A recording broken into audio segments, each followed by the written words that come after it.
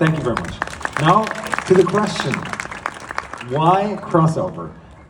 Let me start by saying, it was really easy to write this book. It took really short time, as you can tell, probably by now. So, why crossover? If you grow up only eating really, really nice food, but only, let's say, only pasta, really great pasta and pizza, fantastic, fantastic. That's how I felt with classical music. And I only got that until I was 18 years old, meaning that my parents really only listened to classical music. So I didn't really listen to pop, rock, jazz, R&B, house, electric. This was all something I learned much, much later. And of course, if you only eat pizza and pasta for such a long time, you tend to kind of like want to experience what other food tastes like. And so I always felt extremely curious once I left my parents' home. The first thing which drives me is curiosity. I just like experiencing new things. I like the bad experience as much as I like the good experience. But in the end, life is all about experimenting. It's all about finding your limits, knowing how good you are, knowing that you're good at something. Maybe it's even more important that you know where you're not good at, and it's wise to have people around you who help you with the things you are not good at. So those are the three main important things of life. At least that's how I feel. Still, why crossover? Let's go back. Classical music is, of course, the backbone of everything I do. I still practice every day, a hell of a lot of time. I do my scales, I do the etudes. If I play crossover at night, it doesn't mean that my day is different.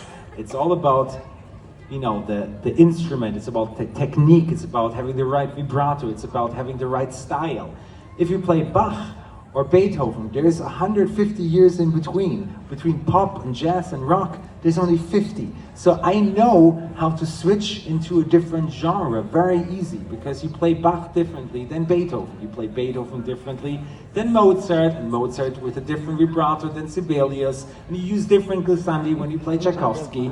And when you do Brahms, you use the bow different. So all these things help in order to kind of go into different music fields. But you need to be curious. It makes no sense to play music just because it's crossover and people might be interested. That was never my interest or goal. I felt it was exciting, and if two people would have listened, which actually ended up in the first times I played crossover, because I played for students crossover music because they wanted to have some arrangements for some dancers.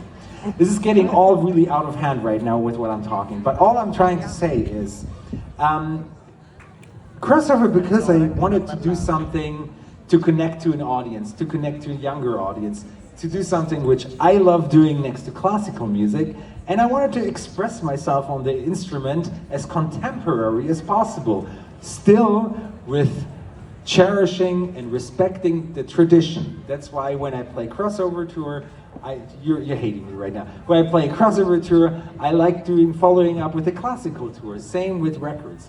All I'm saying is basically either you can play the violin or you cannot play the violin. If you can play the violin, as Perlman assured me when he said, "Oh, you're David Garrett."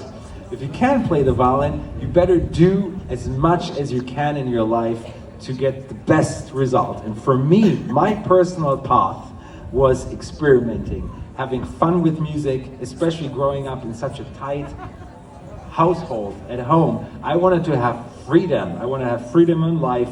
I wanted to have freedom in music.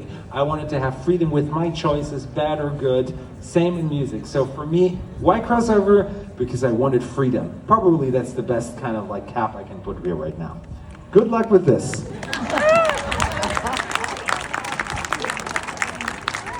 You don't know me.